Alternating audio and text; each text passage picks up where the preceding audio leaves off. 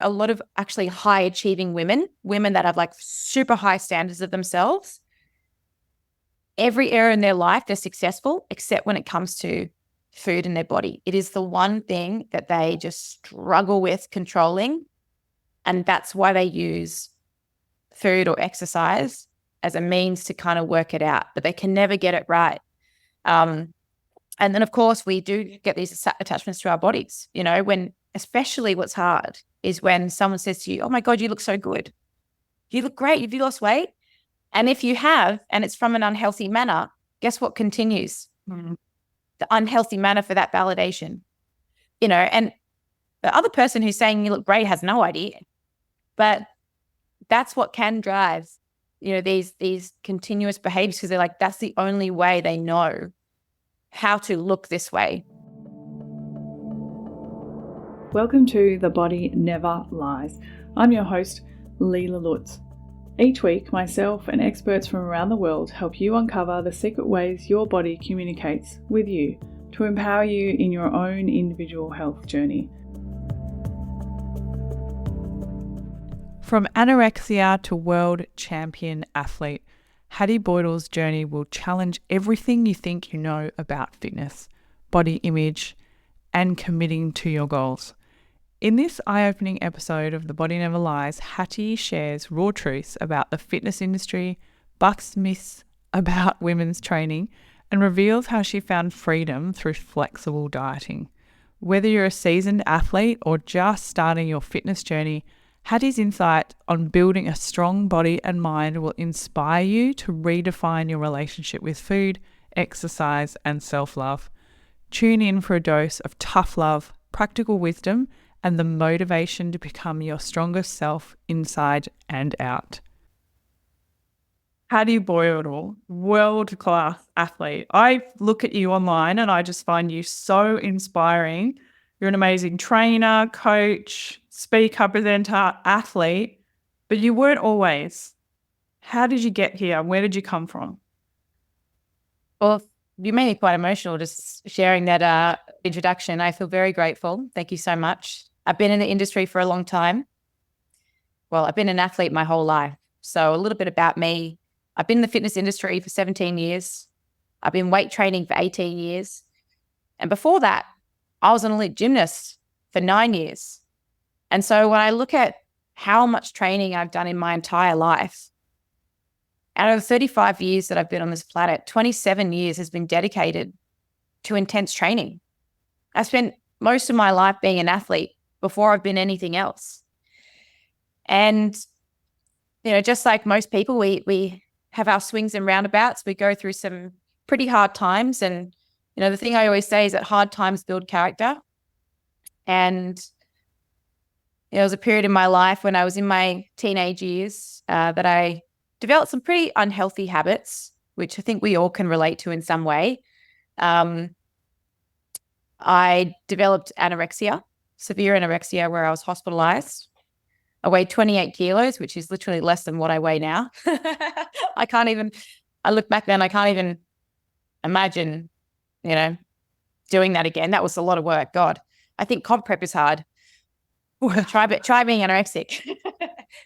But, it was a really, really tough time in my life. And I'm so grateful for that time because it taught me how powerful my mindset was. A lot of people ask me, what was the catalyst for change? And honestly, it was being in hospital and looking around and seeing all these other women suffering. And I thought, am I allowed to swear? Fuck have I done? I was like, what the fuck is going on here? In two ways. One, like, what have I done? And then, what are we absorbing that has driven us to be in this situation? Like I always say, I'm strong enough to suffer. I'm strong enough to suffer, but I can't let other people suffer. And so being in like my darkest moment where I was like, holy shit, I'm not here by chance. I'm here by choice. I'm here from all the choices that I made consistently over and over and over again from the moment I woke up, from the moment I went to sleep, that I landed in this position, that I'm here. And I had this kind of moment where I was like, fuck, how do I get out? It was like, I can't live like this. And something about me is I don't like to be told what to do unless I've asked for help. And being in hospital, I was told when I was going to eat, what I was going to eat, couldn't see my family. It was just like, it was a nightmare. I was like, this is hell to me. And it was a catalyst for change. I was like, all right, how do I get out? And that was a really like easier said than done. Like I got it. I got out. But it really was this moment where I was like, if I can nearly kill myself, because I actually ended up in emergency hospital. If I can nearly kill myself, well, then I can probably do some amazing things if I channel it in a healthy direction. And I never thought I was going to be in the fitness industry. And like I said, I've been in the industry for 17 years, 18 this year. And it was in that moment that I was like, how do I help these girls? Like, what do I have to do to help myself to ultimately help these people, or to help these people and ultimately help myself? Because I can't take people down a path I don't know. And so when I finally got healthy and I got out of hospital and I said to my parents, I'd like to do my PT course. And I enrolled, I was 17 years old. I enrolled into my PT course. And 2 days after I turned 18, I started working at one of the most prestigious fitness first clubs in the city. And I was really grateful. I was surrounded by wonderful mentors, really amazing trainers who literally looked at me and were like, oh, she's the weak link. better educate this one. And I was really lucky that I was around, some really great people who wanted me to be better, so that as a team, we were the best team essentially in the city across the fitness first. And that kind of was the start of my trajectory into the fitness industry. And I couldn't imagine doing anything else. Like, I actually don't think I know how to do anything else, so I'm very grateful for this time. It taught me a few things. One, how powerful my mindset was. Two, how fucking resilient this body is. Like, I don't know if I would have the same love and appreciation for this incredible machine, this vessel that I get to do life in, that I can pretty much train it to do anything, over time. I don't think I would have known what that was like without that really, really hard time in my life. And I don't wish it upon anyone. We don't have to, pain is an amazing motivator, but it can't be the motivator forever. And in the beginning, it was a big motivator for me, but eventually it became my ceiling. So I had to go through the transition of starting to love myself and have self-compassion and empathy, and change not good enough into, well, how can I be great? What's the greatest of myself look like? Like, what is she and how she speaks to herself, how she shows up for herself. And I didn't do that on my own. Like, I did need help. And this is why our environment is really important. Who we spend our time with, mentors, even from our phone. So many people live their life through their phone. Who are you letting mentor you? Who are you letting influence you? Because our greatest influencers are people, which is pretty powerful. Can I ask you, for the audience and for myself, when you see someone with anorexia, you think it's about being thin. Is that what it is? No, that's a byproduct. So, I can only speak from my experience. Everyone's got different reasons as to why they go through anorexia. Mine was a not good enough thing. Mine was a control thing. I often think about death in a way that's very powerful for me. Not as in like, oh my God, I'm not scared to die. I'm more scared of living a life, not living the life that I know I could lead, than I am dying. But when I was 16, I experienced death for the first time, and I really didn't know how to handle it. And I remember thinking, oh my God, life can be taken away from you so quickly. I'm going to make the most out of every day, just in case I die early, just in case. And so I went on this journey of, in my eyes, trying to be the best version of myself, but it became a very controlling version of myself. So I was like, you know what? I'm going to start exercising again, because I'd stopped gymnastics and I was doing all these different sports, but it wasn't consistent. So I was like, I'm going to start going to the gym. I'm going to start looking after my food. I had zero information around nutrition. I just read magazines.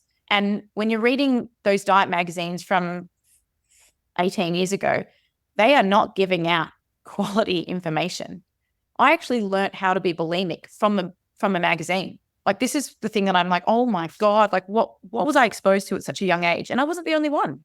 There were millions of people reading these magazines. And I started to be really good at school. So I was kind of naughty for a while, which is probably a big regret. But I was like, you know what? I'm going to study after school. I'm going to sit at the front. I'm not going to sit with my friends. Like, I literally was like, I'm going to be this perfect human being. And I remember getting ready for an English speech, which, I share that my fear of public speaking comes from this moment. But I worked really hard for this speech, and I failed. I failed the speech. I remember I had the teacher that I was doing the presentation in front of. Unfortunately, I didn't have a very good relationship with. I'd been pretty naughty in her previous classes. And we already had a bit of a head-butting history. And I was like, I'm a changed person. I've been really good. And I failed the speech. And then I remember saying to myself, well, no matter what you do, you're just not good enough. No matter what you do, you're just not good enough. And so that kind of spiraled me down into, I had to be deserving or earn the right to do essentially privileges, which was just eating. And I had to do more of what I did the day before, not the last week. We talk about progressive overload in a positive way of doing a little bit more each week. Mine was, you got to do more the next day.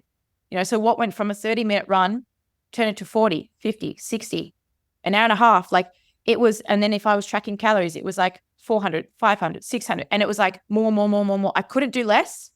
I could do as much.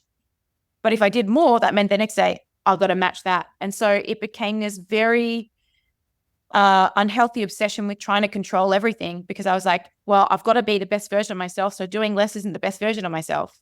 So it became what started off as a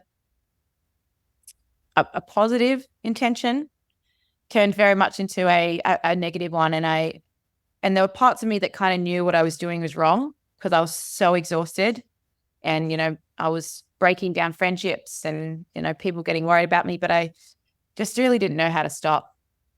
And that was a really challenging time for me. And that's kind of how it, my eating disorder started. And so it wasn't about being skinny, although there did become a body obsession. It was like, I was so skinny, I couldn't fit into size 6. I had kids' clothing, and no matter what you say, and no matter what you know, it kind of doesn't change anything. It didn't change anything for me. So the only reason I went into hospital was because my mum was meant to go and take my grandparents away to Germany. He just recovered from cancer. And that was meant to be his big celebration. You're healthy, let's go travel, let's see the world. And my mum said to me, I can't go, I've got to look after you. And I remember feeling so selfish. I became a liar. I was manipulative. I was all these qualities that I dislike in human beings. Like, it was so different from my true character, but I just wanted to be left alone and isolated. And, I just wanted to keep doing what I was doing. I couldn't go to school anymore.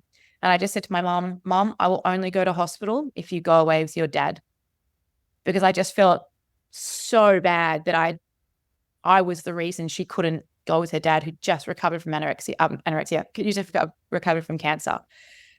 So that was that got me in there. But in the beginning, it wasn't about being skinny. It was about control. Mm-hmm. And that, I think, plays a big role in a lot of people with either bulimia or, anorexia. They want to control something, but over time it becomes out of control. It becomes something that consumes people. So one of the things that when I spoke to the doctors, a big thing that I owe a lot of my recovery from was that I never associated the disorder with me. I remember saying to my mum, I think I've got schizophrenia. There's this voice in my head and she's telling me to do these things and I can't not listen to it. I know what I'm doing is wrong, but I can't listen to her, mum. And so what my mum and my sister did is we called it FED, fucking eating disorder, right? And so we separated FED from Hattie. So it's interesting now that I've done a lot of psychology work. I worked with a neuropsych for 6 years. And something that came up when I was working with all of these specialists was, I think it's David Segal who talks about parts, the part system. And he actually got that from his eating disorder clients because they'd say, there's a part of me. There's a part of me.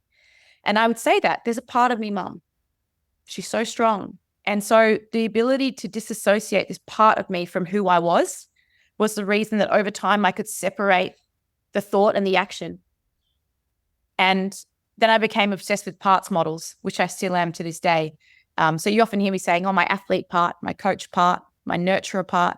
And that's because we are a sum of all parts. Yeah. And when we want to start to shift parts of our behaviors, we have to get to know what part we're in. So I know I've gone down a bit of a rabbit hole there. Once you ask me a question, I can't stop. But I hope that was helpful in terms of my explanation of a little bit about the past. No, it's really helpful. I've had that. I've worked with a few girls with eating disorders and that have come up. In matrix therapies, we call it a shadow self, and it is a part, but we call it a shadow self because there's no light on that part. It's a dark side of the self, and being able to disassociate that part is really powerful.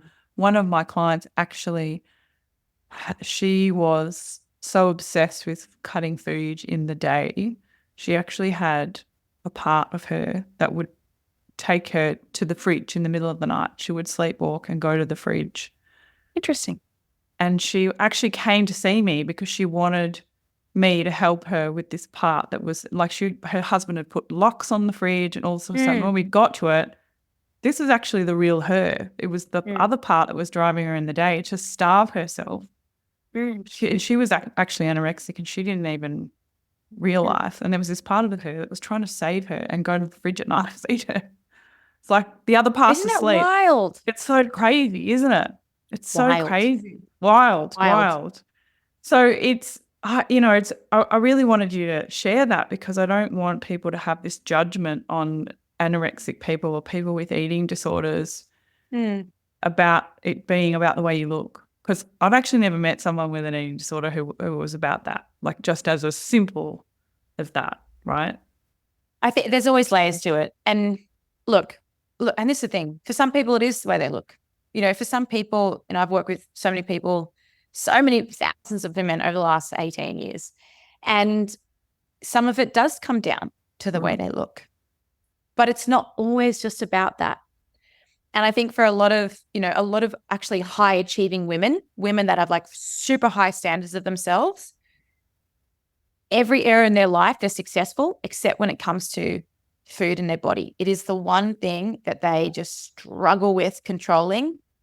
And that's why they use food or exercise as a means to kind of work it out, but they can never get it right. And then, of course, we do get these attachments to our bodies, when especially what's hard is when someone says to you, oh my God, you look so good. You look great. Have you lost weight? And if you have, and it's from an unhealthy manner, guess what continues? The unhealthy manner for that validation, and the other person who's saying you look great has no idea, but that's what can drive, these continuous behaviors because they're like, that's the only way they know how to look this way. And there's one of the most common things that we experience as coaches is the mismatch between output and intake, right?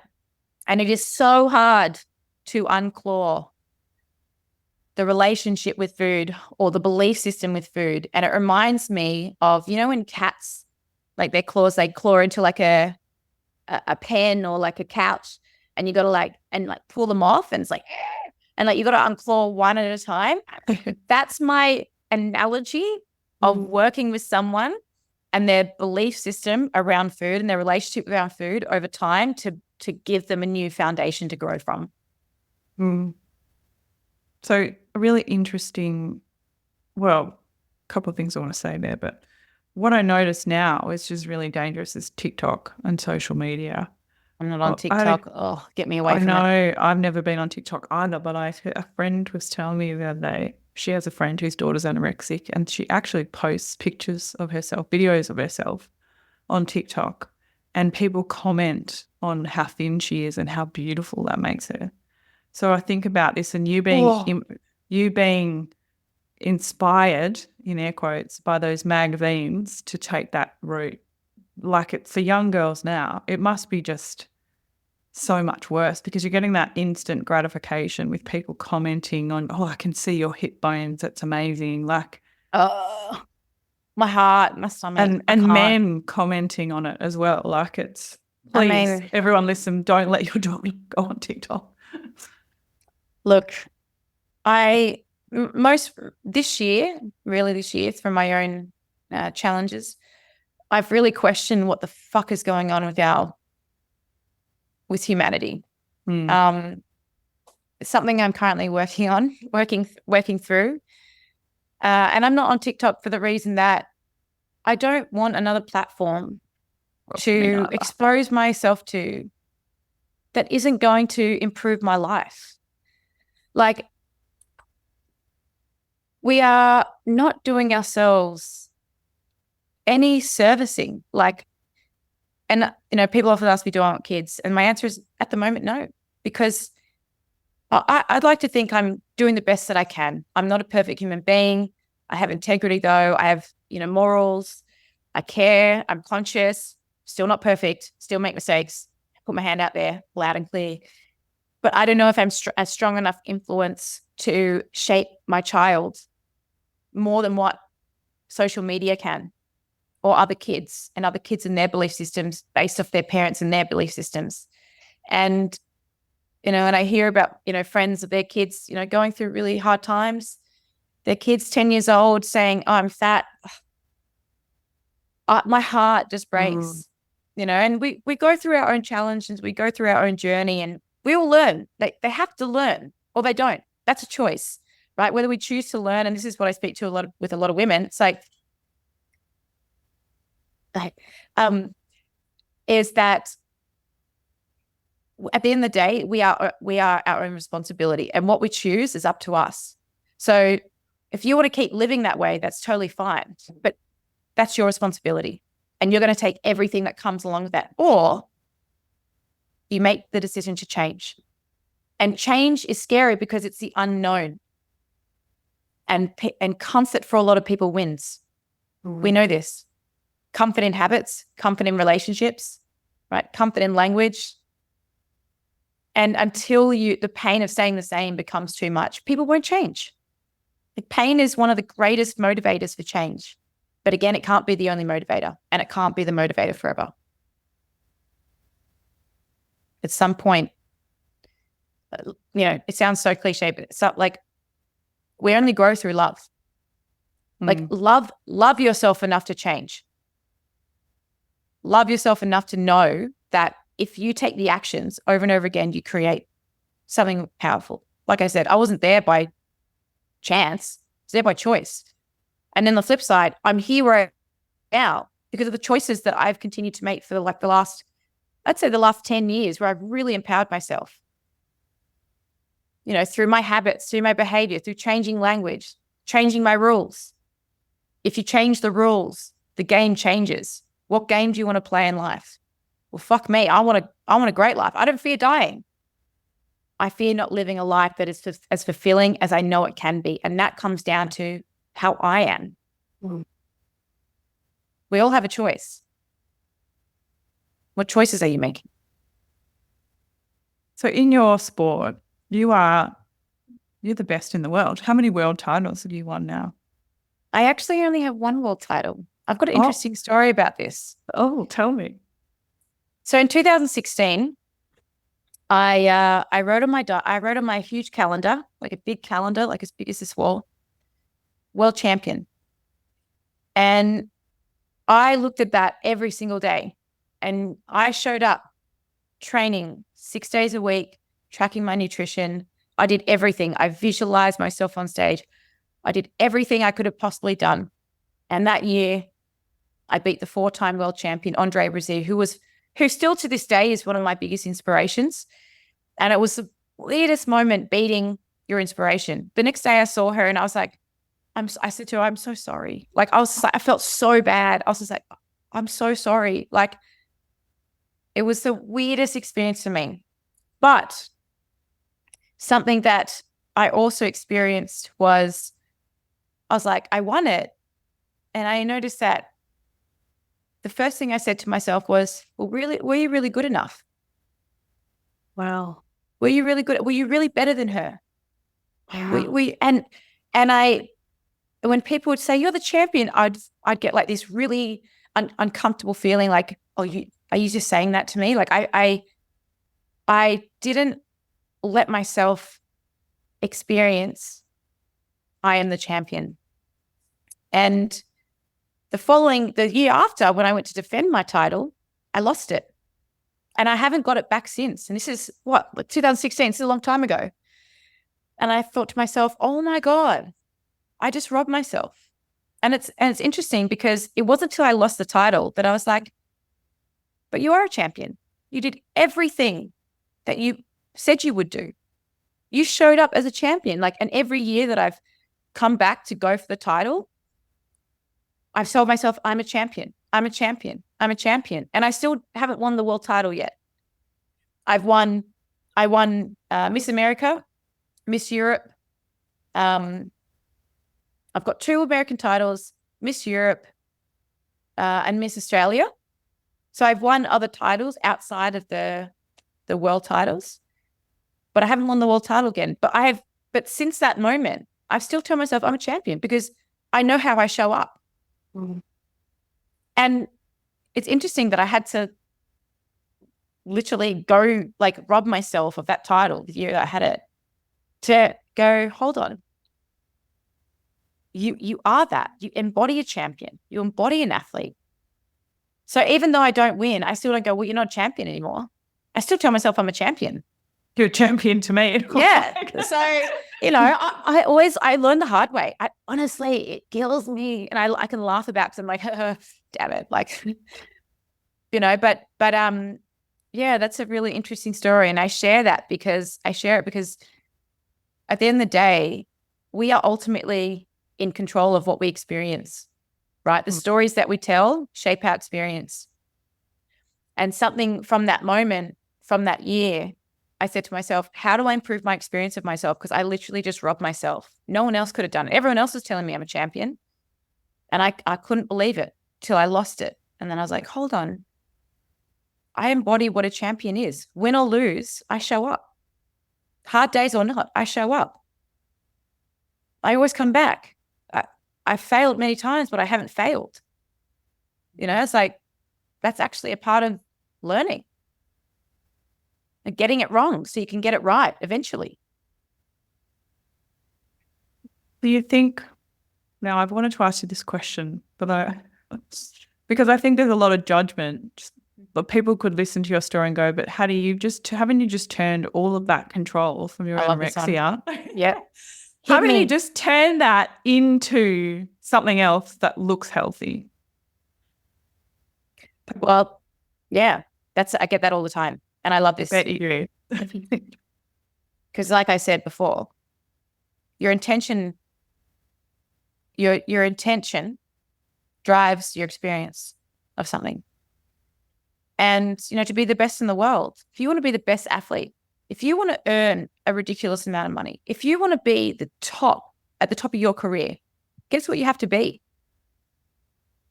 Obsessive at the craft. You cannot achieve self-mastery or the highest level of any sport, of any career, of making money, of anything without some level of obsession. And the thing about my obsession is I've always worked out, how do I do this? Look, comp prep to the end extreme is not healthy, but I've done it as healthy as I can. So, I include all food groups. I look at my sleep. I have more rest days now than I ever had before. I'm empowered by my choices. I love what I do. Getting on stage is my least favorite part. I just love pushing my own boundaries. I've been an athlete my whole life. I've been curious. You know, like I said, this machine, I want to see what I've got. I want to, and I have to be obsessed with myself to do that.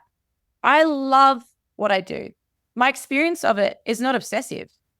It's self-mastery. It's a craft. It's curiosity. It's learning. Like, I enjoy that. You don't have to. This is the thing. You don't have to love what I do. Your experience of tracking your nutrition or your experience of training might be obsessive because you know what? That's your intention. The intent drives the experience. My experience of what I've been through has been, how do I empower myself? I don't want to just go through life with a mediocre body or doing mediocre things. I want to do what other people can't do. That's what drives me. At the end of the day, it's my life. I don't want your life. I want my life. That's what I can control. But people are so obsessed with other people. And remember the Me Too thing. Well, if it's obsessive for me, it's obsessive for you. No. That's just obsessive to you. And so a part of where, as we go through, we navigate life is like, what's my experience? How do I navigate my experience? If you want to enjoy something, learn to find ways of enjoying it. Training morale is something that I teach amongst my Train the Female Athlete courses and my clients. Training morale, what do you love to do? Find joy in the challenge. Well, you're only going to find joy in the challenge if you're loving what you do. You know, so like something I learned from being a gymnast as a child and also anorexia is, fuck me, I'm disciplined. And if I'm going for something, you bet I'm going for something. And you know what? I love that. I love my ambition. I love my passion. I love my drive. I love my discipline. I love pushing my own boundaries. Sometimes I hurt myself. And other times I do some pretty amazing things. And I think that's the thing I always think about. It's like, I always remember that comments that are made to me about certain things is never actually about me. It's about them. And I think that's really hard for us to, as humans, to realize. It's because we always want to feel liked. You know, we always want to feel a part of something. We want everyone to like us. We want everyone to agree with us. We never want to be wrong. But the truth is, we're all so different. You know, we're all very different in what we want to accomplish in life. So much so. And I think this has almost also got worse, right, with social media, because you're constantly looking at other people and how they live their life. And, you know, it comes back to what I was talking about before. So many women are actually find that physique confronting, find how much you train and the level you'll go to and the result of your physique. They find that confronting. But again, that's just your experience, right? Like for me, because we work in the same industry and I know how fucking hard it is to you to create what you've created, I just think that's amazing. And I think, would I want that for myself? No, that's not my drive. I love that you shared that. It's not my drive. I've got girlfriends who, similar to you, have that. I'm like, do you know what? I don't even have the motivation to train that much. So what am I worried about? But I want people to get this right, because like we were talking about before, your fitness journey, your health journey, your body composition, all of that is going to be made up by what you enjoy, what you love, what you believe in. And that doesn't mean that I can't sit here and go, oh my God, Hattie looks amazing. But I love that you shared that. That is so beautiful, because the truth is, we can admire people and not want what they have.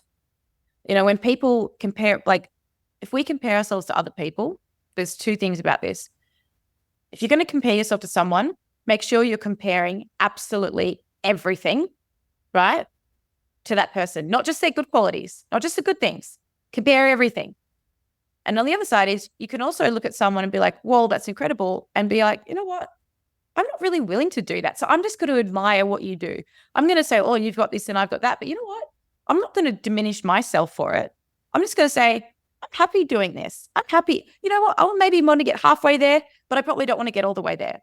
And, you know, a lot of people, they look at me and they'll ask me how long I've been training, or they'll, you know, accuse me of the one that I always get all the time is the accusation of steroids. And I think you have no idea how long I've been doing this for. Like, if you want to compare yourself to me, make sure you compare my 9 years of elite gymnastics, training 32 hours a week.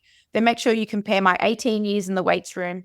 Then also make sure you compare yourself to my genetics. And then also make sure you compare yourself to my hard work, my discipline, my consistency. Because out of the 18 years that I've been weight training, I've probably had about 6 months off in total from training over 18 years. So unless you want to compare yourself to absolutely every fucking thing that I've done, you probably shouldn't compare yourself to me.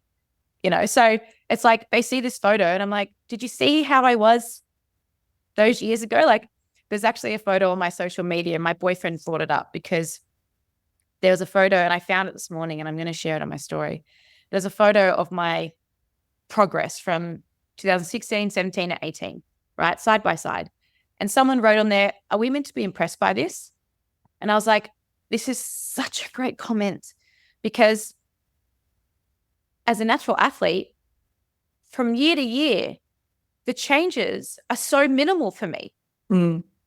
But if you took 2016 to now, I get accused of steroids because that's 8 years changes. So yeah, I'd hope that there was a little bit of change in there.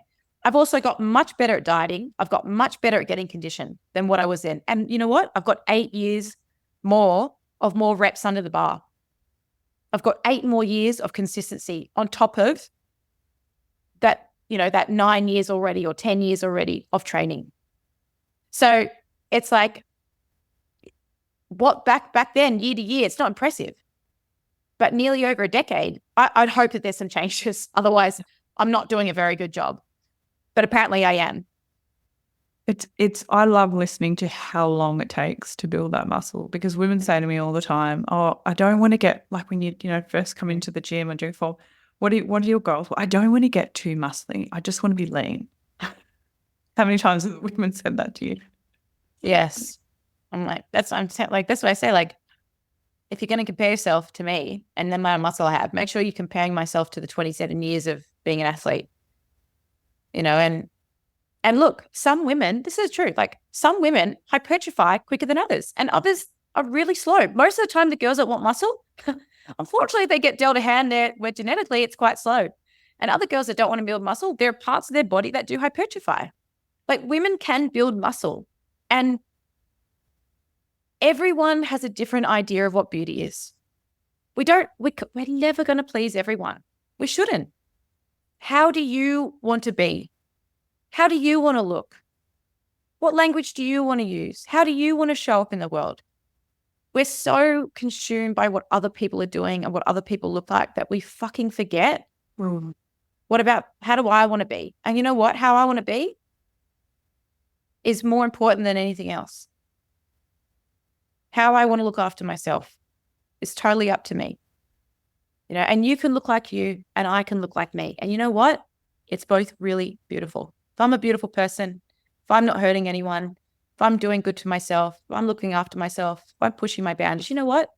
I'm going to build my own vessel and I'm going to make it look the way I want to look, muscly or not.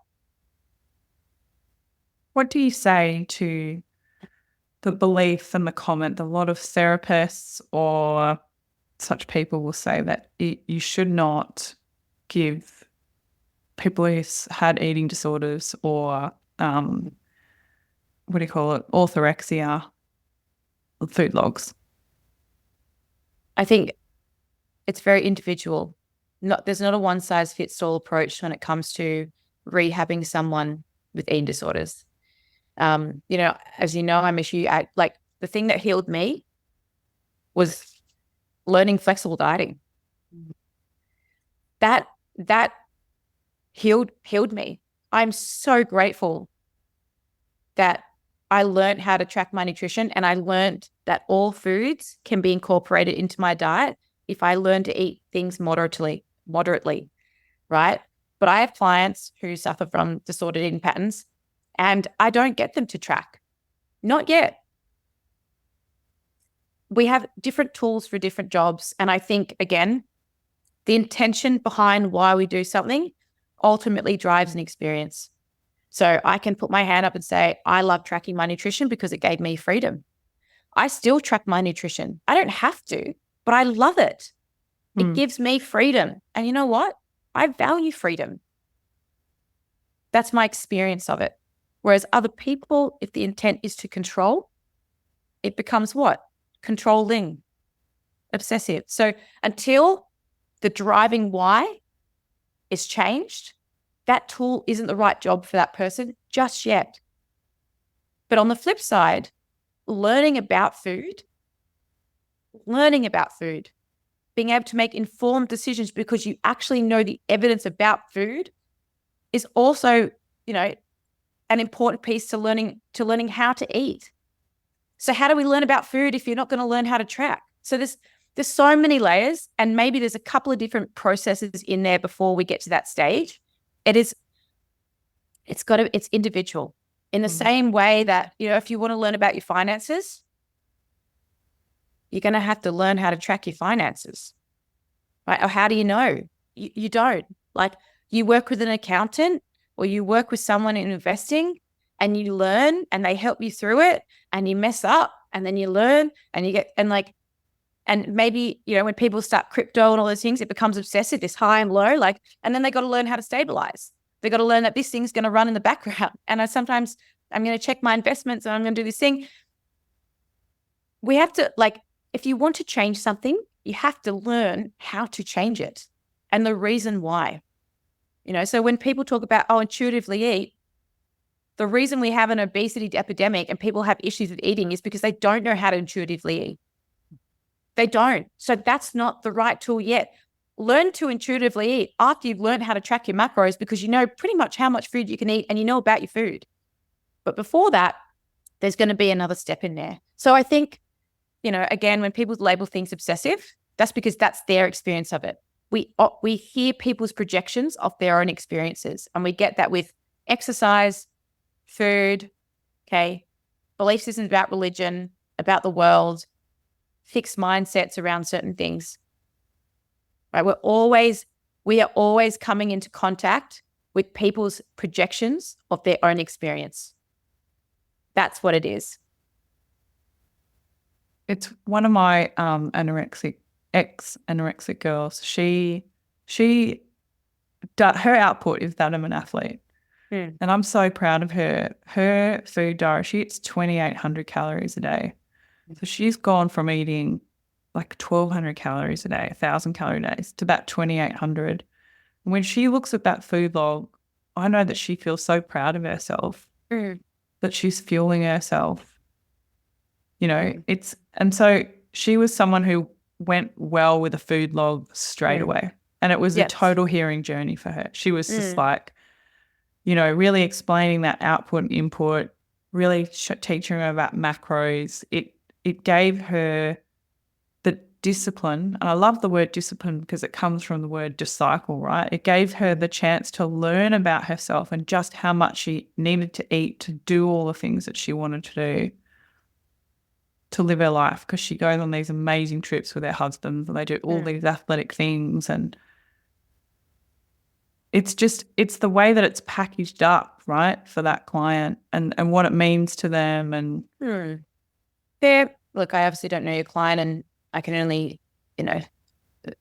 only respond from what you've shared.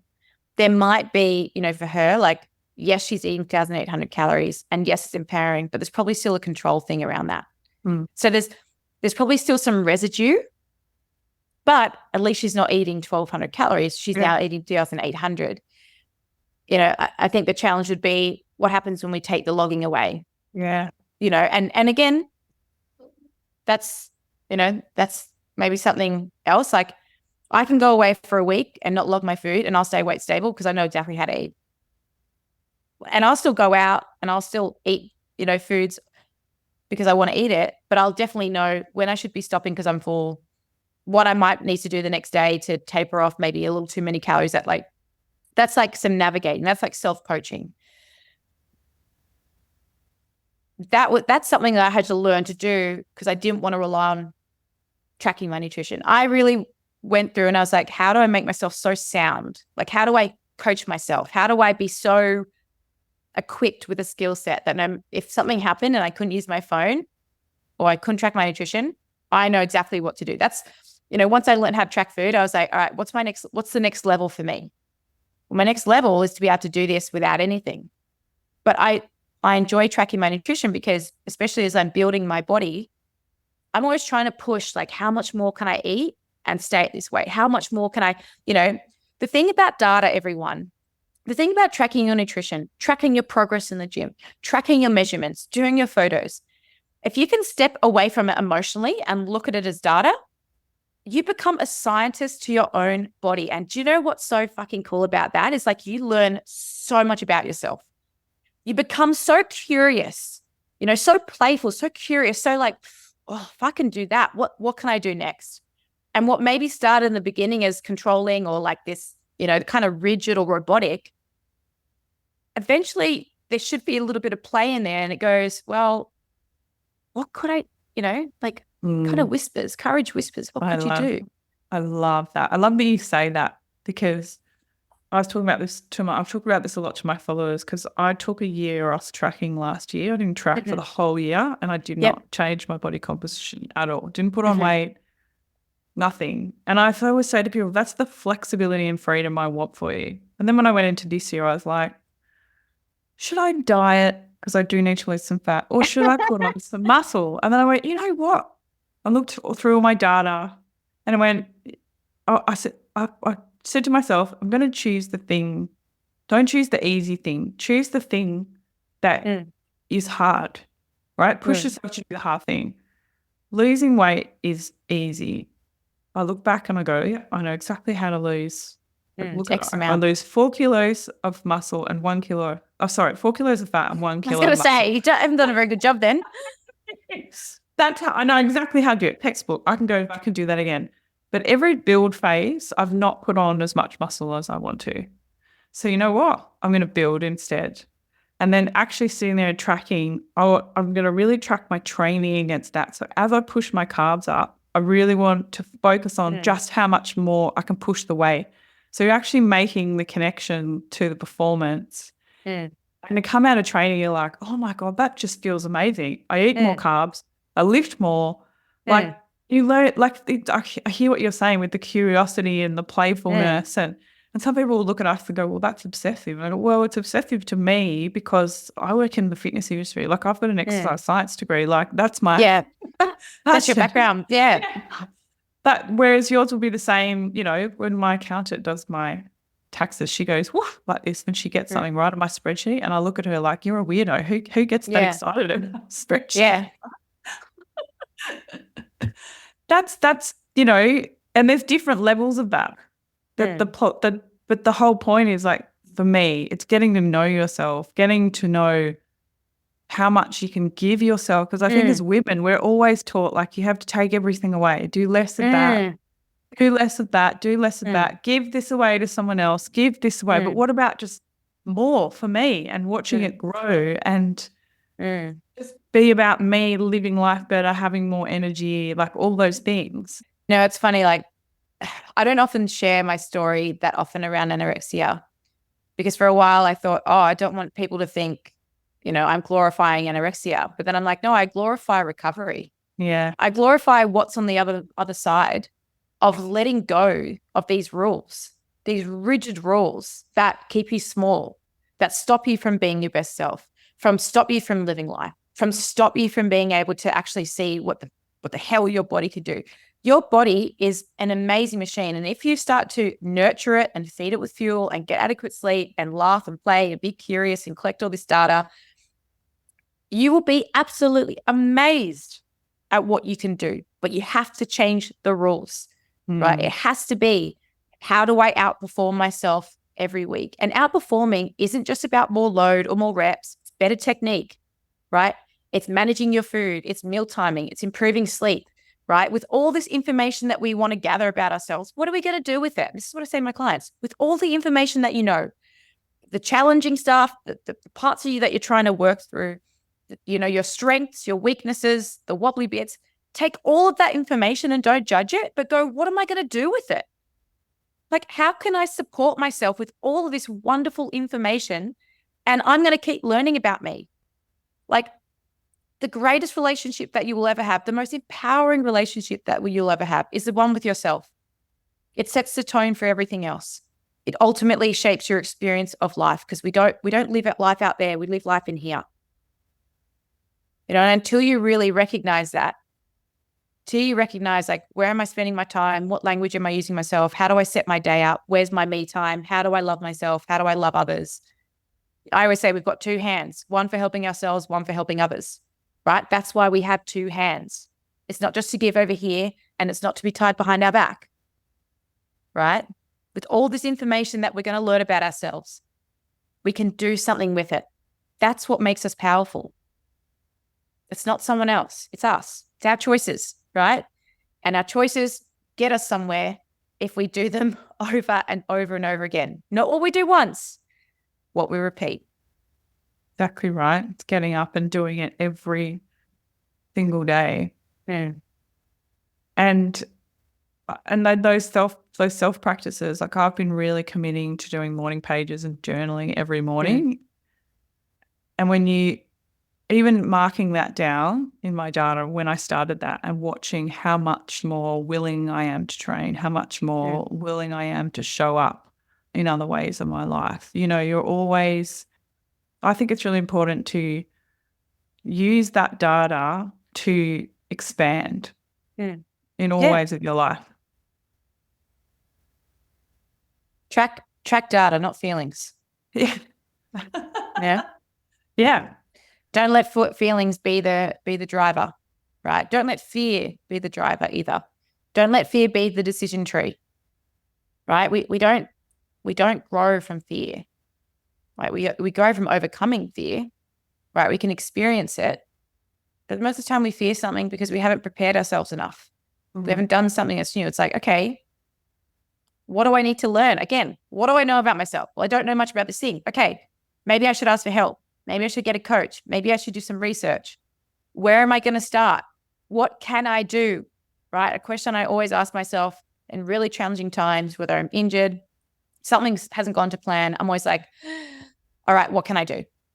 What can I do, and what am I willing to do? Because sometimes they're two different things. So sometimes when we feel lost, right, we don't feel empowered, we feel disempowered, and we're like, oh my God, the world's ending. It's like, it might feel like that for a second, but if you ask yourself, what can you do? You'll find a way to take action. And when we take action, we kill anxiety. Right? Overwhelm is just anxiety. So a really powerful question that you can ask yourself, if anyone's listening here and you're feeling overwhelmed or you feel stuck, we can get unstuck by asking ourselves, right, well, what can I do?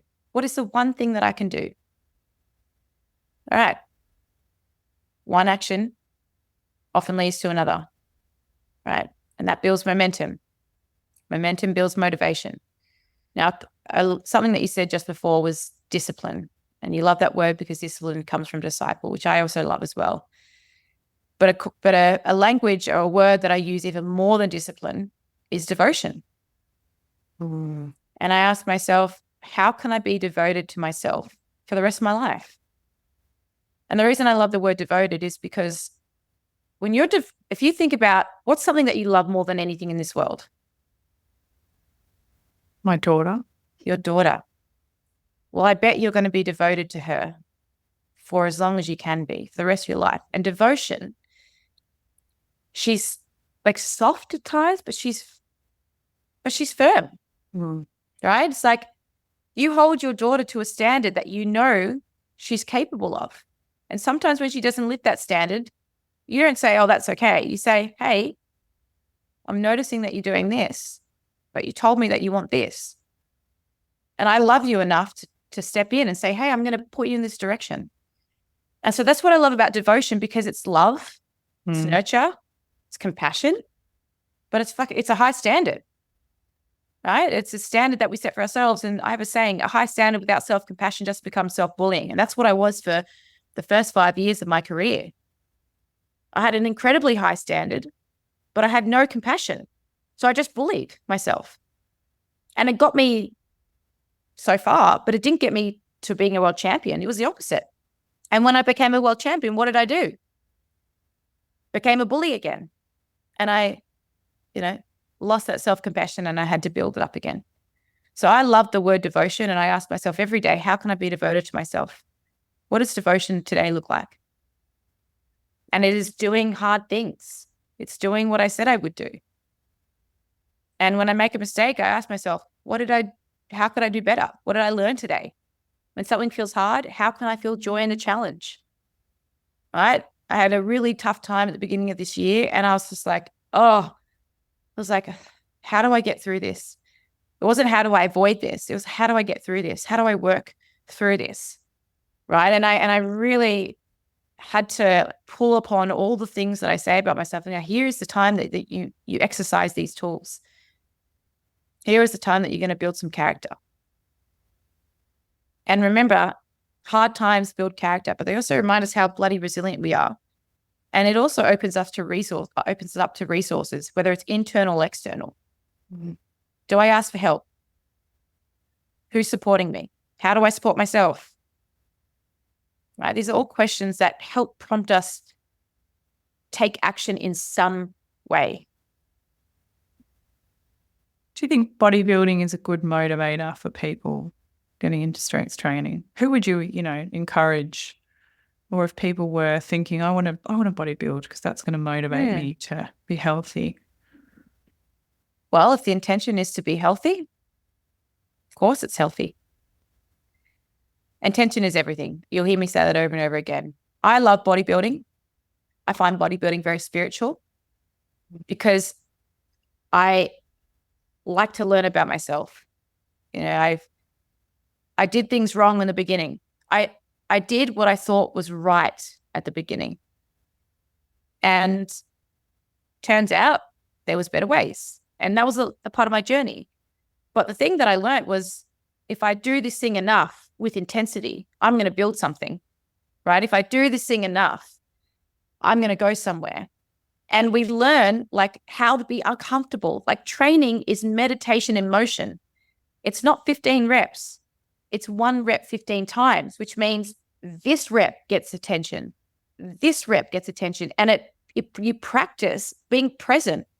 Mm. It does teach present moment, right? It does teach you to be here right now in your body. And this feels uncomfortable, but this is where the magic happens. So I think bodybuilding, we can learn so much about ourselves through bodybuilding. If the intention behind bodybuilding is to be better, is to build, is to grow, is to evolve. Strength training for me changed my life. Mm. When I met Sebastian Oreb, he's known as Australian strength coach in online. He introduced me to strength training. And strength training meant that I had to show up and I had to outperform myself by being a little bit stronger than the week before. And I also had to practice one skill, squat, perfect squat, perfect squat, perfect squat. And so it was it blocked out all the noise around me and I just had to be there. Mm. And instead of looking at my body being have I, built enough muscle or am I, lean enough? It was how do I outperform myself? What does my nutrition look like? I even had pre-lifting rituals. I'd put certain music on in the car because it was the same music that I was going to hear when I went to training. And I would feel my nervous system start to get a little bit nervous because I was how do I set myself up for being as strong as I can be today? And so strength training specifically changed my world because it was all about being stronger. It wasn't necessarily about more volume, but I learned to combine bodybuilding, the sport of bodybuilding, because I was a fitness model, with how can I be the strongest fitness model I could possibly be. I wanted to step on stage knowing that I was stronger than every other girl on that stage. Now, I didn't really know that was true, but I knew if I showed up being as strong as I could be, well, I knew that I was honoring this goal that I had for myself. Mm. So the thing about building your body, and you said this before, you wanted to go through the challenge of building muscle because in the past you hadn't built as much muscle as what you thought you had. And the truth is we have to learn patience in bodybuilding. but we want to learn to outperform ourselves. So while we're building our bodies, focus on getting as strong as you can. Skill acquisition, right? Learning skills of how to squat and deadlift, like really challenging, lifts that all empower us, because what do we have to do? We have to tune in. We have to learn how to be better at that skill if we want to be lifting double body weight, right? And double body weight for reps. And we get on that bandwagon. I think in a build where we become challenged because, especially for females, we've always been taught to eat less, get, skinnier, leaner, blah, blah, blah, shred for summer. Now we're doing the opposite. The bodies that we see on social media with these, big glutes or big shoulders or whatever it is that you like, big quads.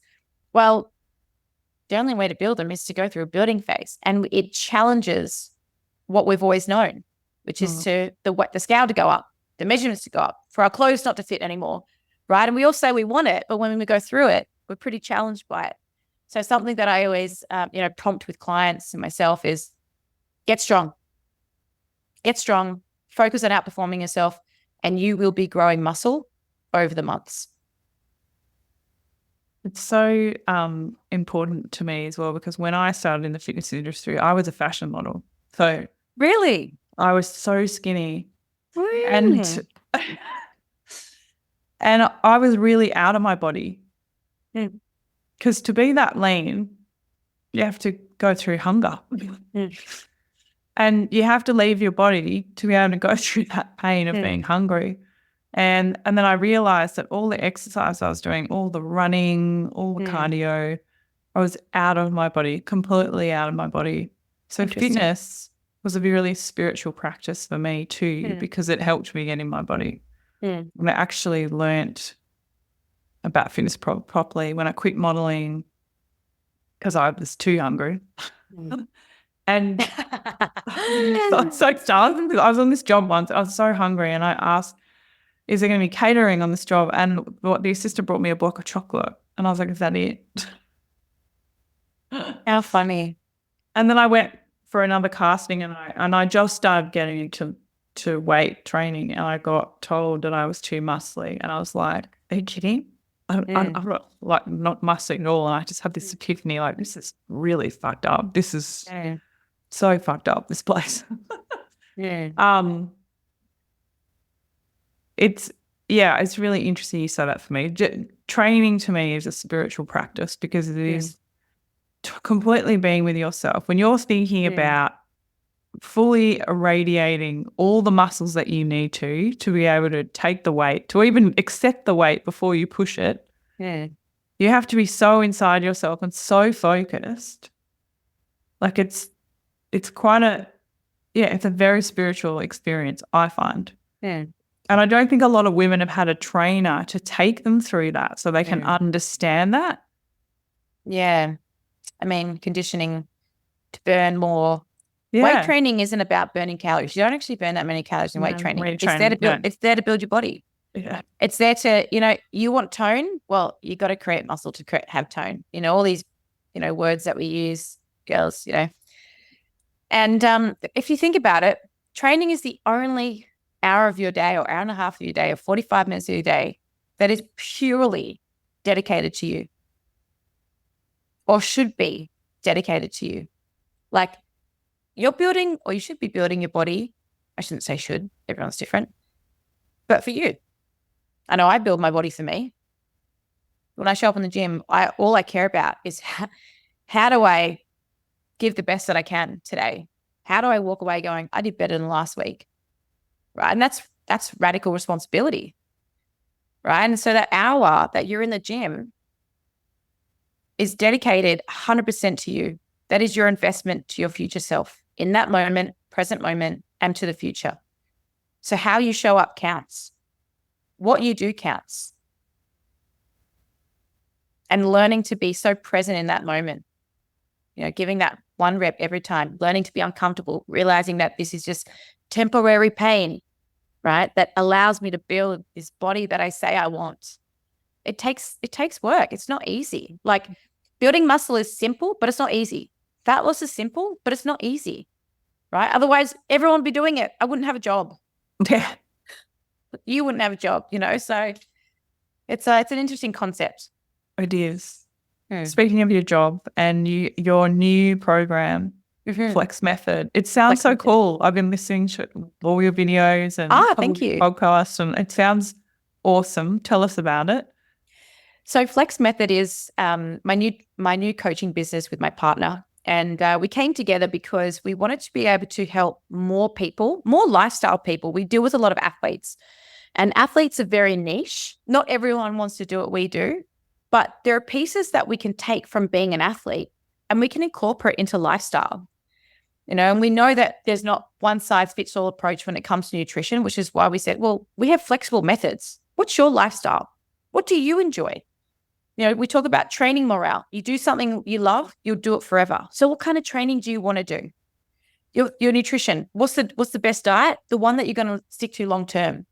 And something that I always talk about in my Flex Method community and coaching is diet doesn't have to be a dirty word. Diet is just your way of eating. It's your nutrition philosophy, right? It's not what you eat. It's how you eat. How do you want to eat? Sure, we need to incorporate micronutrients. There's an importance in micronutrients for longevity, for health, for sustainability, for energy, for rebuilding our muscle, our tissues, for brain function to optimally function. But we also are human beings where we want to eat out, right? Well, we want to have a little bit of chocolate. I eat chocolate every day, right? We want to be social. We wanted to teach you how to eat the foods that you love while building the body that you love as well, right? When we love what we do, we put effort in what we do, right? Something you've heard me say on this podcast is find joy in the challenge. Well, to build your body, you have to train hard. So if you're loving the type of training that you're doing to build your body, what are you going to put in? Effort. So our biggest thing is teaching our clients that there's more than one way to skin a cat, right? If you love what you do, you'll do it forever. How do we, push intensity in our training? How do we outperform ourselves? How do we learn to be that little bit better each week, each day, each month, every year? How do we learn to incorporate all foods into our diet just in moderation? Okay, how do we live the life that we want to live and have the body that we want? Well, this is what we call Flex Method, right? And it's a community of like-minded people, all supporting each other, all encouraging each other to be the best. And Coben and I, every week, we do weekly calls with the community, with the family. I always call them my family, so that we can educate you along the way. It's really cool. It's really exciting. How is it living with someone who is the same sport as you, the same profession as you? What is that like? You know what? So I love him. It is so fun. We have so much fun together. And my previous partner before that, he was an ex-rugby player. So he trained, but he wasn't into bodybuilding. It was very different. And so I always did my preps on my own. I've always been very independent. And then obviously meeting my partner now, Coben, who's a bodybuilder. We did our first prep together in 2020 and everyone was like, oh my God, how is it? And I was like, this is so fun and so easy because we're so radically responsible for our own goals. Yeah. And we're very self-aware. And like I've been competing for 13 years. Competing is easy for me. It's hard, but it's so easy. And so it was easy. We got up, we'd walk together, we'd prep our meals. If some person was tired, we would help each other out. Like it was so enjoyable. We had to learn to communicate in different ways towards the end, because obviously, so for anyone that's listening here, if you're ever going to date a bodybuilder, just know that their sex drive disappears when they reach a certain amount of body fat. A lot of women experience the same thing. They'll lose their sex drive when they get really lean. I personally don't. So that was a very hard challenge for me. But we learned to communicate and be affectionate in other ways. So it was a really beautiful bonding experience for us. And I really loved prepping with him. And I really love being on this journey with him. We currently train together 3 times a week. And because we know each other so well, it's that devotion. When he shares his goals with me, I say to him, just so you know, I'm now invested in that. So when I see you not aligning yourself with the goal that you set, just so you know, I'm going to pull you up on it. And it's the same for me. So I know when he knows that I can do better, he holds me to that accountable. When I know that what he can do better, when I know what his standard is of himself and he's not aligning with it, I hold him to that standard.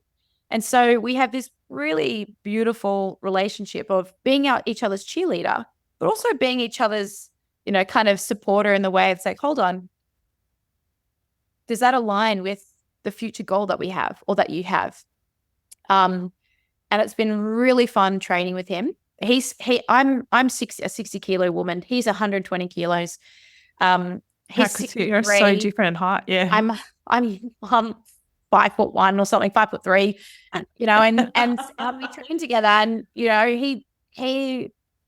it works because we know how to push each other, and I always say to him, if you know I can do better, tell me. Like, I'm opening up myself to say, if you see something that I'm doing and I can do better, whether it's feedback and technique or push me a little bit hard, like, tell me. Because all I want to do is continue to be better in every way. I never want to look back on life and be like, oh, I kind of half-assed that.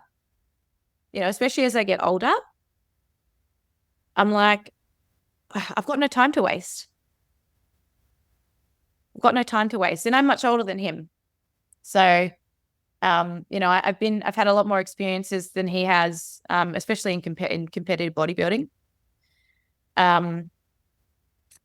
So it's interesting to watch someone that's still, quite new to bodybuilding navigate some of the challenges. And I could definitely say, I track my nutrition more than him. I can't get away with what he can get away with. And, I'm just like everyone else. If I didn't watch what I eat, if I didn't train hard, I wouldn't look like this. I just wouldn't. I'm not genetically blessed. I'm just a really hard worker. And I've just been working hard for a really, really long time. And I'm also not perfect, but I am fucking consistent. So I owe a lot of my success to consistency over time. I love watching you two. Sometimes I see that you have a lot of joy when you're training together. You have fun. Yeah. And I love those videos you do too when Coden pushes away, or you push away, and then he puts all his weight on top and does the same exercise. The hack squat. I always try and do half of what he does. I'm like, okay, let me try and do half of what you do. But as he gets stronger, his leaps and bounds, his strength increases are leaps and bounds of what mine are. Oh, yeah. So I still try and, I try and give myself that extra standard to push on. But we did do walking lunges the other day, and I did the exact same weight as him, and I did more reps. And I was like, oh, baby, you're falling behind, doll. I was like, yes, I'm stronger than him in this part. Do you think that's it's always a competition? It's always a competition. Oh God, I'm so not competitive. That's probably one of my things why I've never been an athlete. I love working with athletes, but I've never been an athlete, so I'm just not competitive enough. Do you think as well is that because he's a man, or is it because you've got that much more training experience and you're at the top of your game that he's able to have those huge leaps in strength gains? No, there's a number of things. He's enhanced, which is the first one. So he's not a natural athlete. Yeah. He's a male. So yes, the jumps are going to be big, especially for the lower body. Actually with everything. He's 27 and I'm 35. So he's in the prime of like maturing and testosterone, and, he has extra help. So his recovery is always going to be better than mine. His strength is always going to be better than mine.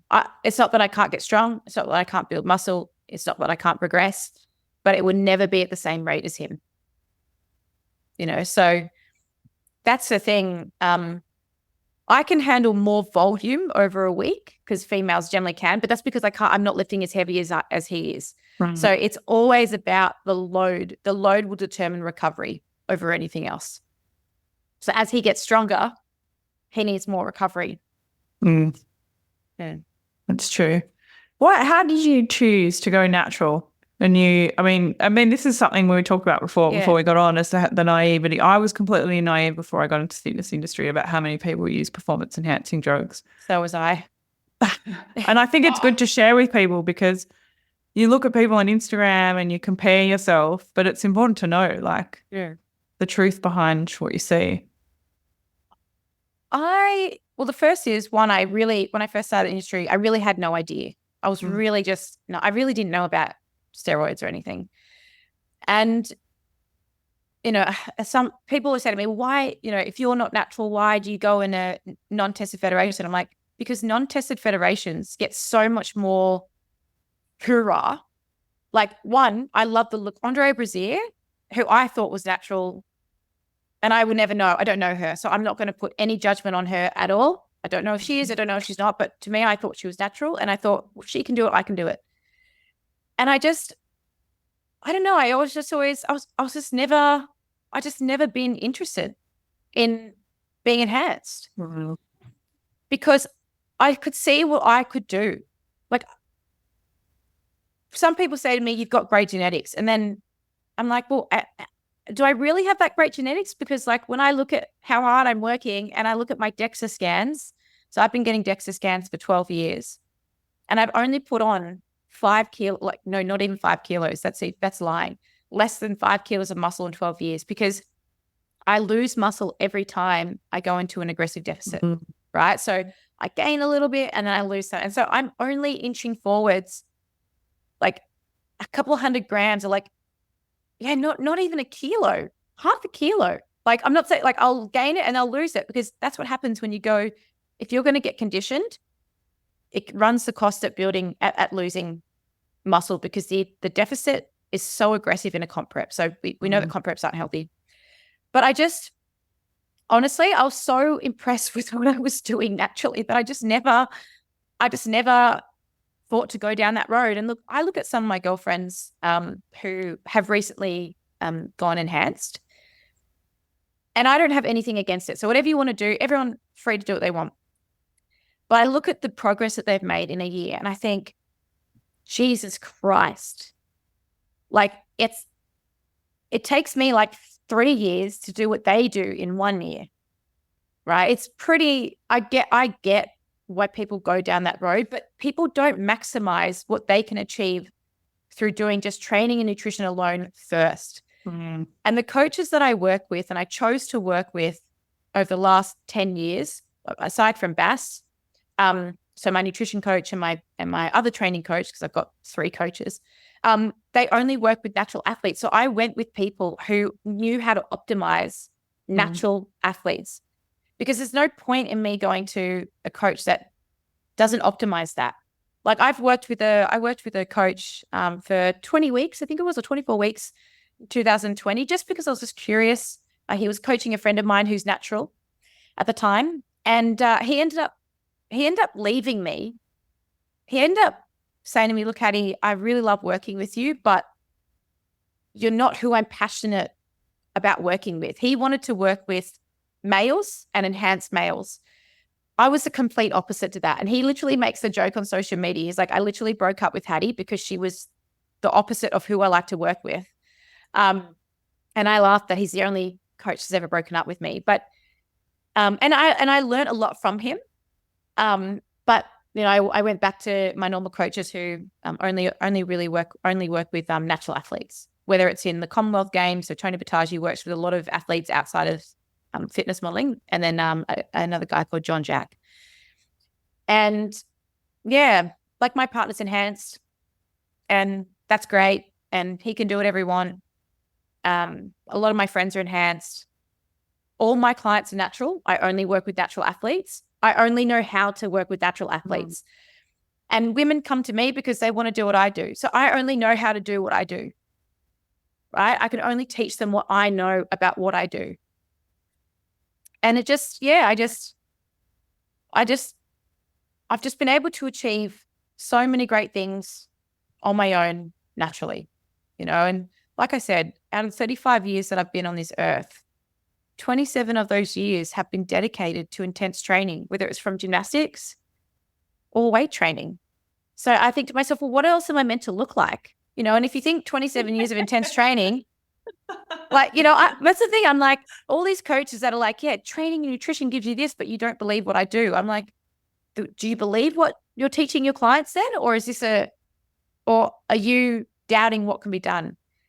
And again, genetics is a piece, like I've been an athlete my entire life, so that's why I just chose to go down that road. And I have as I said, everyone's free to do what they want. A lot of my friends are enhanced. They're impressive. They're amazing, but it's just not something that I've been interested in. Not yet anyway. So yeah, and I feel like I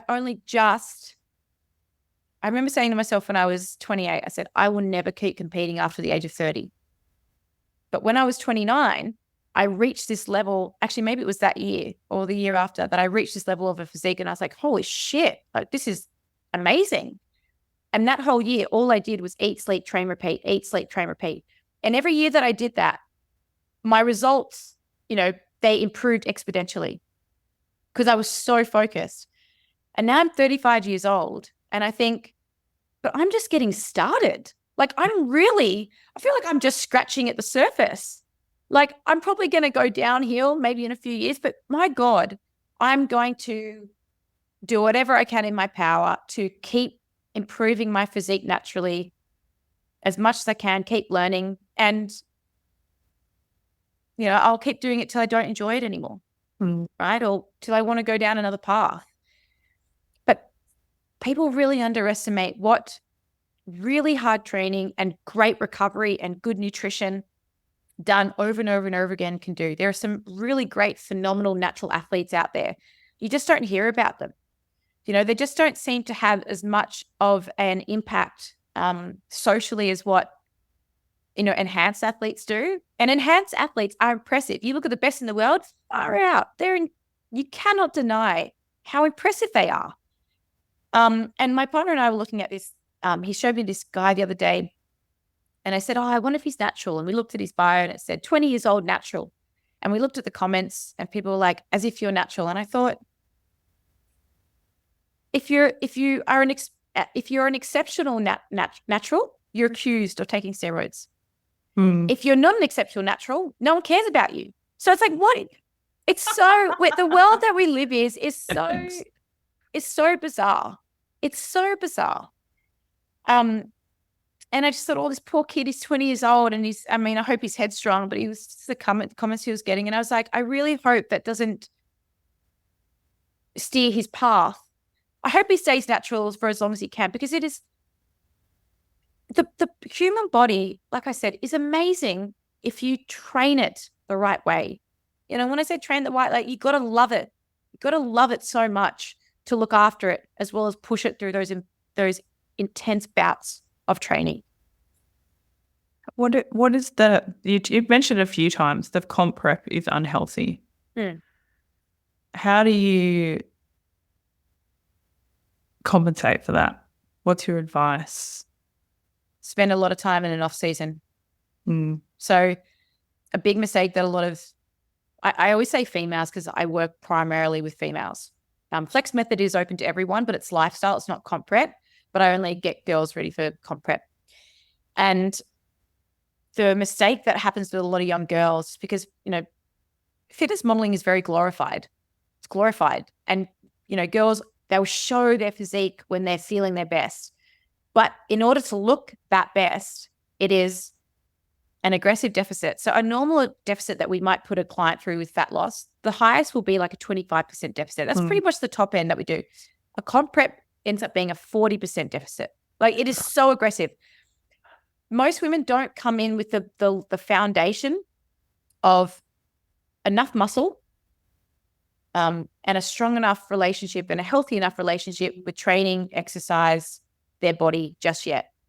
It is something that needs to be learnt over time. And so to combat this, a really aggressive deficit, you need to spend periods of the year, and I'm talking more than 4 months, I'm talking a minimum of 8 months of the year in a calorie surplus, right? Or at least maintenance, right?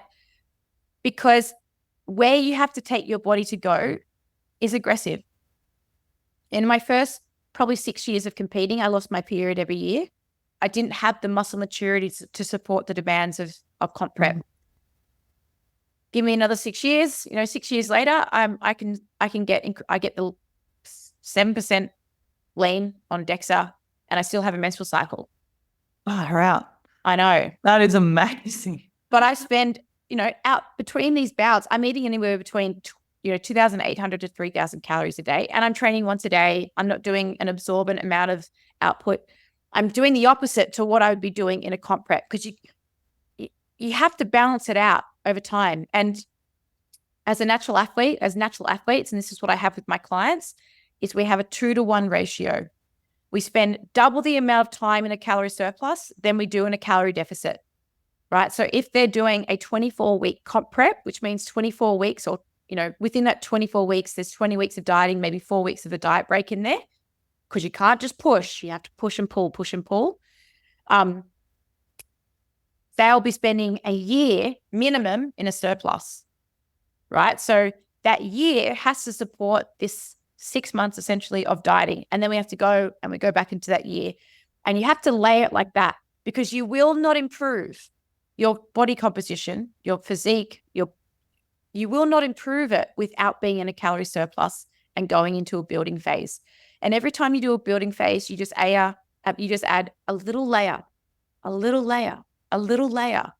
a little bit more tissue every single time, because one building phase will not build your body, right? And you get to a point in the building phase where you have to eventually cut, right? You have to eventually, you will put on some body fat. It is normal. You, me, everyone, we all put body fat on, whether you're natural, whether you're enhanced. Everyone will put body fat on in a building phase. But how we minimize that, as best as we can, is we control the variables that we can control, which is our nutrition, which is our training intensity, and which is our recovery.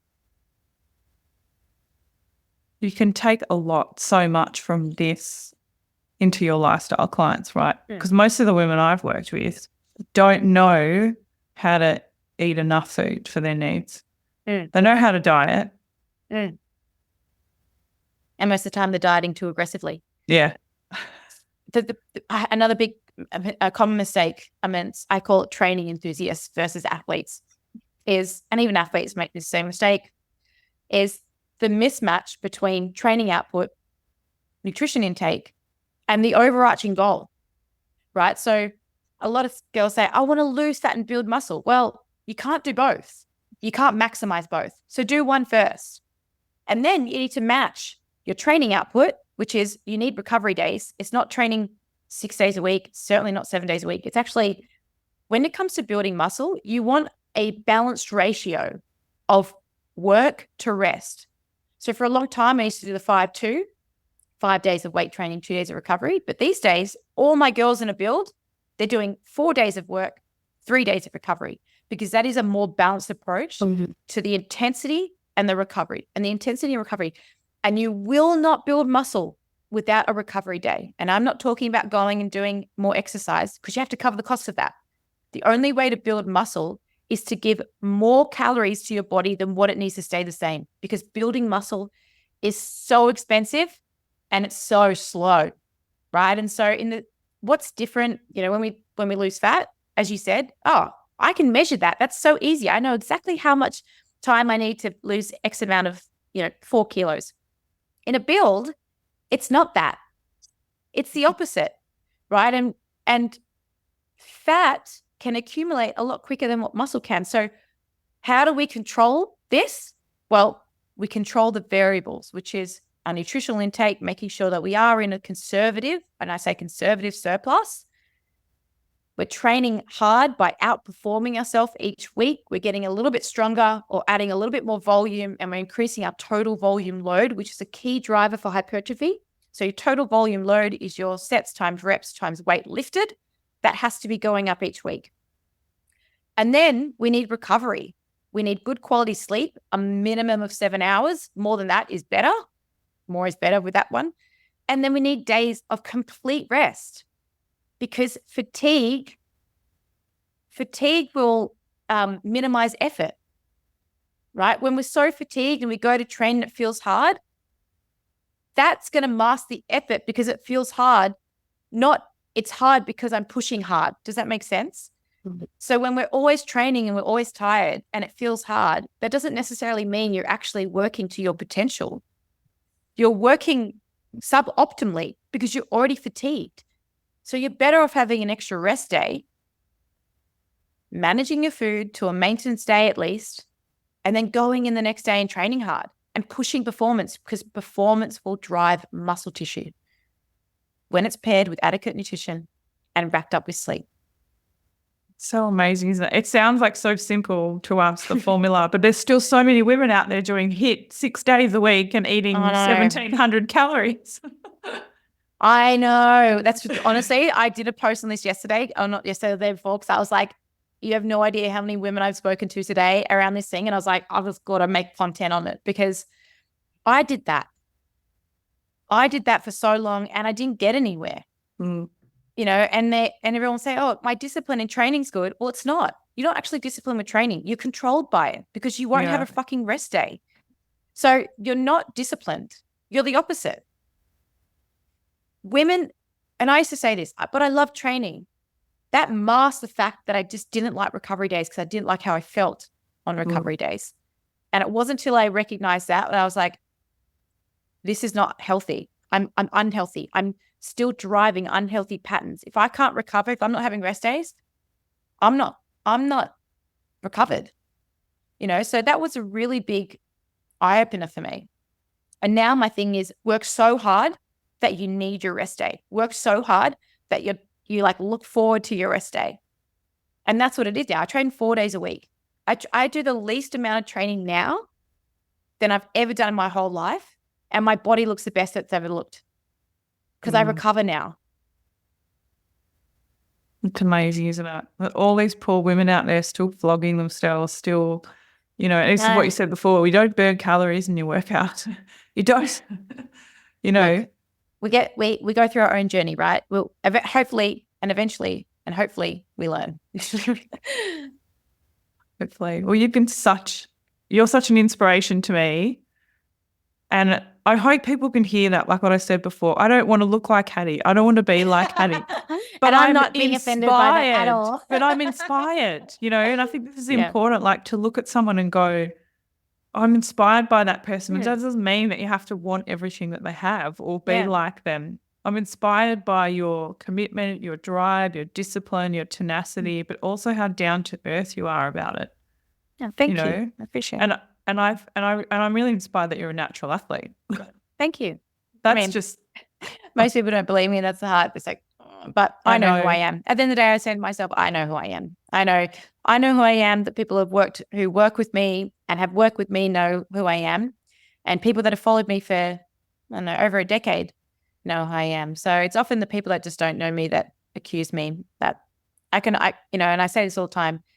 I can't convince those who don't want to be convinced. I can only lead the way I want to lead. And at the end of the day, self-leadership is one of the most important things to me.